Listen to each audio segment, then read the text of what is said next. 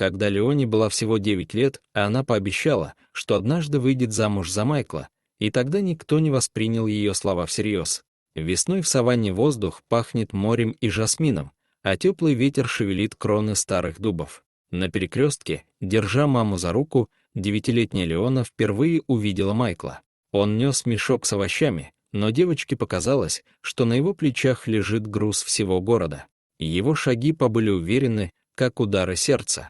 Что-то в его присутствии заставляло замолчать. Высокий, немного усталый мужчина с мягкими глазами, в которых отражалось солнце и тихая грусть. Леона пересекла улицу и без страха заявила свое обещание. Смех прохожих отозвался эхом, но Майкл лишь посмотрел на нее с добротой и легким недоумением. Он поставил мешок в кузов грузовика, кивнул и оставил ее детские слова где-то в глубине памяти.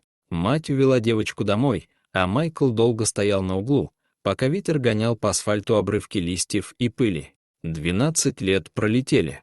Она возвращается в саванну, готовая исполнить свое детское обещание. Майкл уже мужчина за 40, а Леона уже не ребенок. Но как убедить человека, привыкшего к одиночеству, что он все еще достоин любви? Майкл остался в городе, работал с лошадьми в местном конно-терапевтическом центре. Его дни были наполнены трудом и запахом сена, но ночи приносили тишину, от которой становилось не по себе.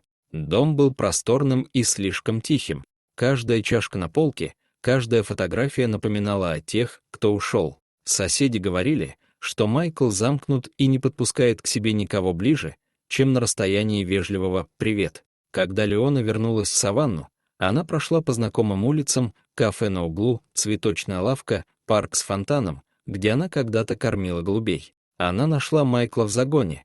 Он держал на поводке молодую лошадь, успокаивая ее низким голосом. Он поднял глаза и встретился взглядом не с ребенком из прошлого, а с женщиной, уверенной и красивой. Он замер, сжал веревку, но не отступил. Детские слова, забытые когда-то, вдруг обрели смысл.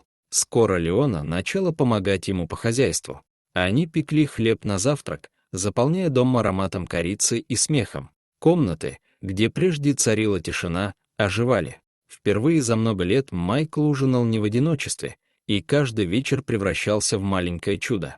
Когда наступил летний городской фестиваль, они пришли туда вместе. Музыка, гирлянды огней, смех — все казалось нереальным, но стоило Майклу обнять Леону, как мир стал простым и настоящим. Ни одна насмешка, ни одно слово не могли разрушить то, что между ними возникло. Майкл больше не был одиноким мужчиной в тени прошлого.